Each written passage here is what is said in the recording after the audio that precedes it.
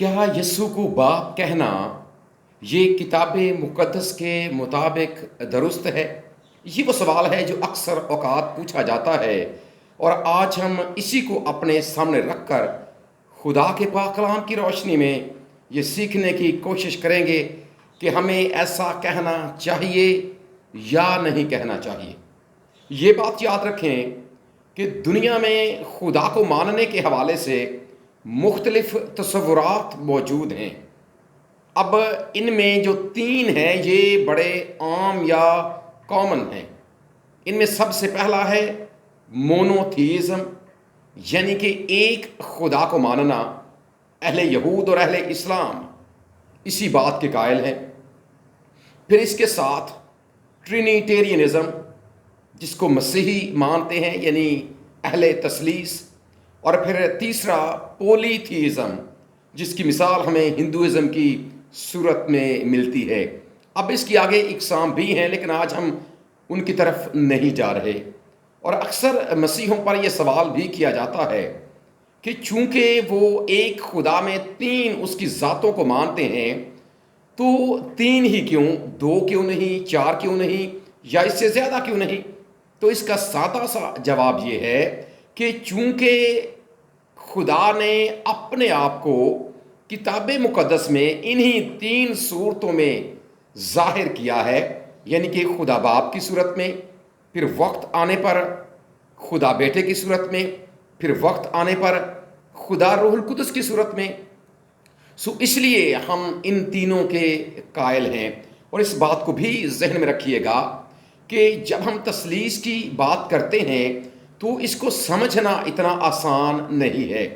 تو بھی جتنا خدا نے اپنے پاک کلام میں سمجھایا ہے یا اپنے آپ کو ظاہر کیا ہے، اب ظاہر سی بات ہے ایک انسان اسی صورت اسے جان سکتا ہے۔ اگر ہم انسانوں اور انسانوں کی بات کریں تو ہمیں اس بات کا علم ہے کہ ایک ہی ماں کی کوکھ سے جنم لینے والے، ایک ہی چھاتی سے دودھ پینے والے، ایک ہی باپ کے گھر میں پرورش پانے والے جو دو لوگ ہوتے ہیں، چاہے بھائیوں بھائیوں کی بات کر لیں، بہنوں بہنوں کی بات کر لیں، یا اور قریبی رشتہ داروں کی بات کر لیں، تو انسان بھی پورے طور سے انسان کے بارے میں جانکاری نہیں حاصل کر سکتا۔ وہ تو پھر قادر مطلق خدا ہے۔ ہم اس کے بارے میں صرف اتنا ہی جان سکتے ہیں جتنا اس نے اپنے آپ کو اپنے پاک کلام میں ظاہر کیا۔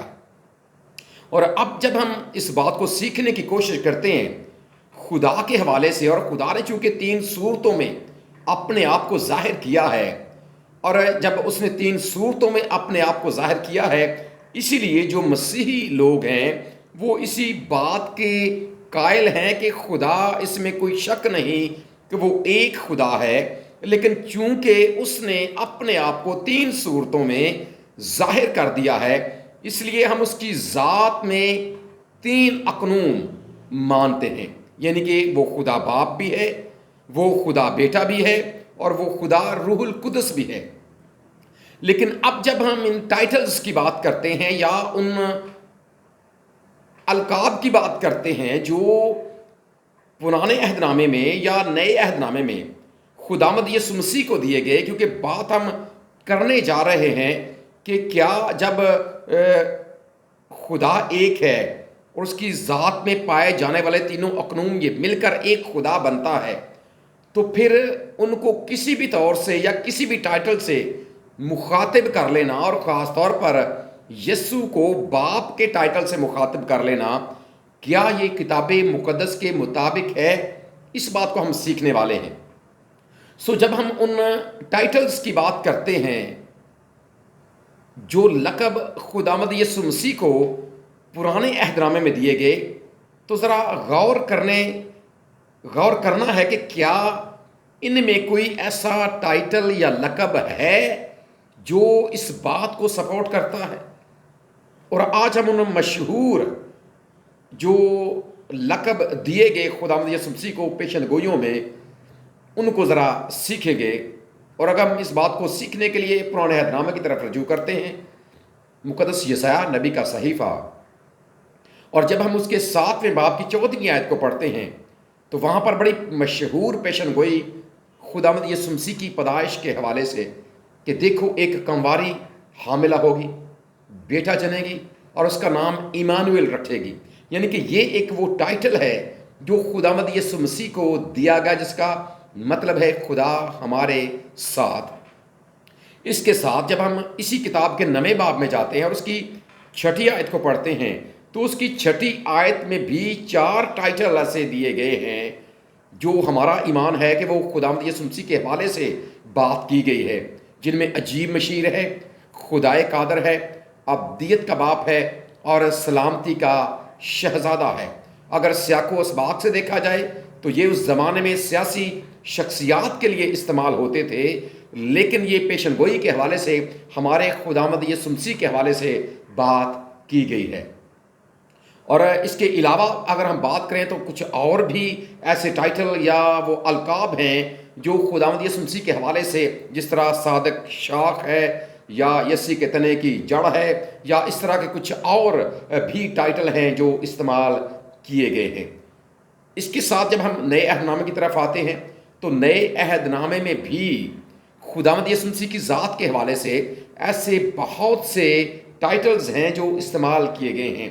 اب جب ہم ان کی تفصیل میں جاننے کی کوشش کرتے ہیں تو یہ بہت سے ہیں، لیکن جو ان میں مشہور ہیں وہ یہ خداوند یسوع مسیح کے لیے خداوند کا لفظ استعمال کیا گیا اور یہ نئے عہد نامے میں 97 بار استعمال ہوا ہے.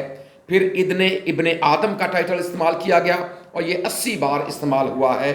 پھر استاد کا ٹائٹل استعمال کیا گیا اور یہ 39 بار استعمال ہوا ہے. پھر مسیح کا ٹائٹل استعمال کیا گیا اور یہ 35 بار استعمال ہوا ہے.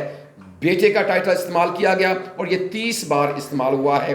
خدا کا بیٹا استعمال کیا گیا اور یہ بھی 30 بار استعمال ہوا ہے. یہودیوں کا یا اسرائیل کا بادشاہ استعمال کیا گیا اور یہ 22 مرتبہ استعمال ہوا ہے. پھر ربی ایک ٹائٹل ہے جو استعمال کیا گیا اور یہ 13 مرتبہ استعمال ہوا ہے. پھر ابن داؤد یہ 12 مرتبہ استعمال ہوا ہے اور پھر اس کے ساتھ یسوع ناصری یہ 10 مرتبہ استعمال ہوا. اور اس کے علاوہ ہم اور بھی دیکھتے ہیں کہ الفا اور اومیگا ہے یا دلہا ہے یا برہ ہے، یا اس کے علاوہ کچھ ایسے القاب ہیں جو خداوند یسوع مسیح کے حوالے سے استعمال کیے گئے ہیں. لیکن کیا یہ سارے کے سارے جو لقب استعمال کیے گئے ہیں کیا وہ ہماری بات کو سپورٹ کرتے ہیں؟ اگر غور کیا جائے تو نہ تو پرانے عہد نامے میں اور نہ نئے عہد نامے میں جو القاب استعمال کیے گئے ہیں وہ کسی بھی صورت اس بات کو سپورٹ نہیں کرتے. ہاں، ایک جو اعتراض کرنے والے لوگ ہیں یا جو دلیل دینے والے لوگ ہیں وہ ضرور یہ دلیل دیتے ہیں کہ چونکہ پرانے عہد نامے میں ایک جو ٹائٹل استعمال کیا گیا ابدیت کا باپ، تو چونکہ وہاں پر باپ کہا گیا ہے اس لیے ہم بھی یاد رکھیں وہاں پر ابدیت کا باپ کہا گیا ہے. لیکن پہلی بات تو یہ ہے کہ ہمیں کہیں پر یہ نہیں کہا گیا کہ آپ نے ایسا کہنا ہے، پہلی بات. اور دوسری بات یہ ہے کہ جب آپ اس کو اصل متن میں جا کر پڑھتے ہیں یا اس کا انگلش میں ترجمہ کرتے ہیں تو اس کا مطلب ہے فادر آف ایٹرنٹی، یعنی کہ یہ خداوند یسوع مسیح کی اس ابدیت اور ازلیت کی طرف اشارہ ہے کہ جو اس کا ایک اور ٹائٹل بھی ہے، یعنی کہ الفا اور اومیگا، ابتدا اور انتہا. سو یہ ان معنوں میں استعمال ہوا ہے اور یہ بالکل ایسے ہی ہے. جب ہم نئے عہد نامے میں پڑھتے ہیں کہ جو یہودی لوگ ہیں وہ اپنے آپ پر فخر کرتے تھے کہ جو ابراہم ہے وہ ہمارا باپ ہے، اور خداوند یسوع مسیح نے ان سے کہا کہ اس سے پیشتر کہ ابراہم پیدا ہوا میں ہوں. یعنی کہ خداوند یسوع مسیح نے ان کے سامنے اس بات کو رکھا کہ آپ کے باپ ابراہم سے پہلے میں موجود ہوں، اور یہ اس کے ازلی اور ابدی ہونے کی دلیل ہے. اور یہ والا جو ٹائٹل ہے ابدیت کا باپ یہ بھی اسی کی طرف ہمیں لے کر جاتا ہے. اور پھر اس کے ساتھ یہ اگر ہم دنیاوی اعتبار سے بات کریں یا اس کو مزید سیکھنے کی کوشش کریں تو اس کا مطلب یہ ہے کہ وہ جو نگہداشت کرتا ہے، وہ جو کیئر کرتا ہے، وہ جو سنبھالتا اور جو فکر کرتا ہے. اور اس کے ساتھ ایک اور حوالہ جو پیش کیا جاتا ہے نئے عہد نامے سے وہ یہ کہ جب ہم مقدس یوحنا رسول کا انجیل بیان پڑھتے ہیں، اس کا 10واں باب اور اس کی 30ویں آیت کو پڑھتے ہیں، جس میں یہ کہا گیا جب خداوند یسوع مسیح نے یہ بات اپنے لیے استعمال کی کہ میں اور باپ ایک ہیں، اور چونکہ اس نے کہا کہ میں اور باپ ایک ہیں، تو اس لیے ہمیں اسے باپ کہنے میں کوئی حرج نہیں ہے۔ اس بات کو یاد رکھیں، اس میں کوئی شک نہیں ہے کہ وہ اور باپ ایک ہیں، جوہر میں ایک ہیں، ان کی ذات ایک ہے، اس میں تو کوئی شک ہی نہیں ہے اور کوئی دو راہ نہیں ہے۔ لیکن اس بات کو یاد رکھیں، جب ہم خداوند یسوع مسیح کی ذات کو، خدا کی ذات کو، روح القدس کی ذات کو جب ہم ان کا بغور مطالعہ کرتے ہیں، ایک آیت مقدسہ متی رسول کے انجیلی بیان کے پہلے باب کی 21ویں آیت میں، جب فرشتے نے خواب میں دکھائی دے کر مقدس یوسف سے کہا کہ تو اپنی بیوی کو اپنے ہاں لے آنے سے نہ ڈر، کیونکہ جو کچھ اس کے پیٹ میں ہے وہ روح القدس کی قدرت سے ہے، اس کے بیٹا ہوگا اور تو اس کا نام یسوع رکھنا۔ یہاں پر یہ بات واضح اور کلیئر ہے کہ جو بیٹا ہے یسوع نام اسے دیا گیا ہے، باپ کو نہیں۔ یہ ذرا تھوڑا سا فرق یہاں پر نوٹ کر لیں کہ جو یسوع نام ہے وہ بیٹے کو دیا گیا، اور چونکہ ہمارا اس بات پر ایمان ہے کہ خدا باپ اپنی جگہ پر موجود ہے اور اس نے اپنے آپ کو ظاہر کیا بیٹے کی صورت میں، اور جب بیٹے کی صورت میں ظاہر کیا تو اس بیٹے کو نام دیا گیا یسوع کا۔ سو اس فرق کو محسوس کرنا اور جاننا بڑا ضروری ہے، اور علم الہیات کی روح سے یہ انتہائی ضروری کہ یسوع نام اصل میں بیٹے کو دیا گیا ہے، باپ کو نہیں۔ اور اس کے ساتھ ایک اور بات بھی ہے کہ اگر ہم یہ کہیں کہ چونکہ خدا نے کہا کہ میں اور باپ ایک ہیں، سو ہمیں اسے باپ کہہ لینا چاہیے، تو اس کے ساتھ پھر چونکہ روح القدس بھی تو ایک ہے، خدا، بیٹا اور روح القدس، جب وہ تینوں ایک ہیں تو پھر ہم یسوع کو تو باپ کہتے ہیں، تو پھر روح القدس کو باپ کیوں نہیں کہتے؟ سو اس بات کو سمجھیں، اس بات پر غور کریں۔ سو یہ سمجھنا ہمارے لیے انتہائی ضروری ہے کہ علم الہیات کی روح سے جو یسوع ہے یہ نام دیا گیا ہے بیٹے کو، اور چونکہ یہ نام بیٹے کو دیا گیا ہے سو یہ بیٹے ہی کے لیے استعمال کرنا چاہیے، نہ کہ باپ کے لیے۔ سو یسوع باپ کہنا یہ درست نہیں ہے۔ اور اس کے ساتھ جب ہم مزید آگے بڑھتے ہیں، یہ بات سمجھنے کے لیے ہے کہ سورج اپنی جگہ پر موجود ہے اور وہ زمین تک پہنچتا ہے روشنی کی صورت میں اور حرارت کی صورت میں۔